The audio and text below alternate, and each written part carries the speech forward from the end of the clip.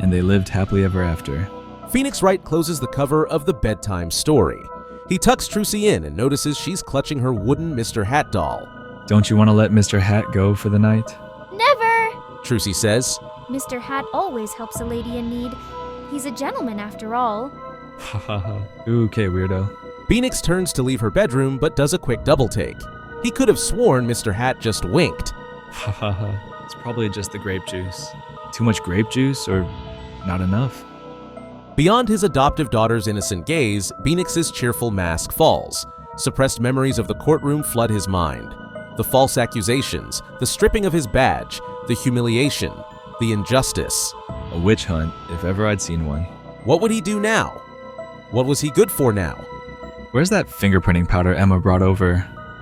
Of course, it wasn't fingerprinting powder at all. This was an entirely different kind of powder.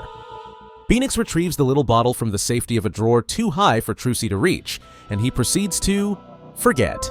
The dark, cluttered surroundings of the room that used to be his office fade away, and as if sucked into Trucy's bedtime story, his fairy tale appears before him. Maya is by his side once again, not in a courtroom, no more courtrooms. This is a place of peace, a place of magic, a simple life with a simple, happily ever after. And all thanks to this white powder. White powder, flour? Yes, flour, bread. We're making bread in a bakery. A simple life. No courtroom in sight.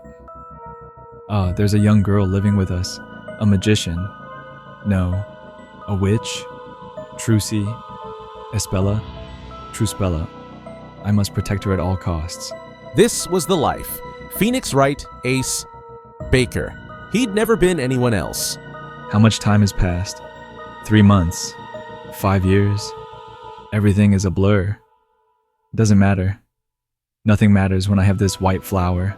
The bakery door flings open and the silhouette of a cylindrical-shaped figure with a tall hat stands in the doorway. Mr. Hat? The doll-like man says his name is Professor Layton. Phoenix doesn't believe him. He knows his real name is Mr. Hat, but he plays along. Nice to meet you, Professor.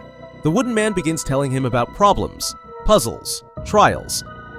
Stop it, Mr. Hat. Take your problems somewhere else. Leave me alone to make bread with Maya and my glorious white flour. But Truspell is in danger.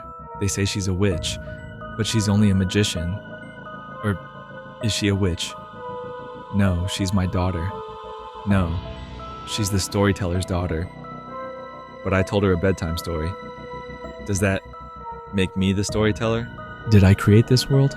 I don't know, but we must protect Truspella at all costs. But how? No, not that. Mr. Hat leads Phoenix to a courtroom, a witch trial, injustice, burning, horror. Still, something about it feels familiar. It feels right. Phoenix fights for Truspella's life, for his life, minute by minute remembering who he is, who he was always meant to be, an ace attorney. But this courtroom, the judge, the prosecution, they don't understand basic logic. It's as if they'd never heard of the concept. They have an entirely different set of rules and Phoenix doesn't know how to play. They're determined to get a guilty verdict just for the sake of it.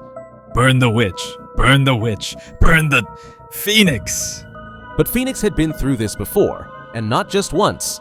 Falsely accused, standing against the world, burned alive. But he rose from the ashes, and he'd do it again. Thank you for reminding me who I am, Professor Hat. You may be made of wood, but you'll always be gold to me.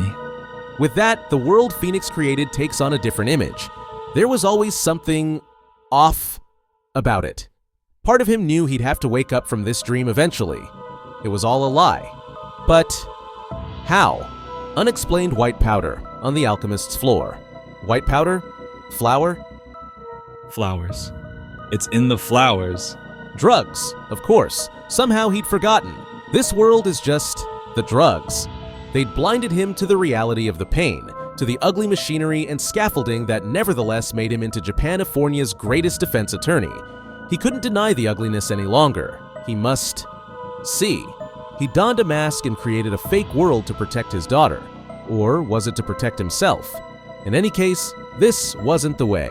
Trucy, Maya, and the world could only be safe if he spiked his hair and stepped into his blue pants. Only he could combat this dark age of the law. One way or another, he had to become that ace attorney again. And with that, Beanix awakens from his drug-induced hallucination, determined to regain his badge.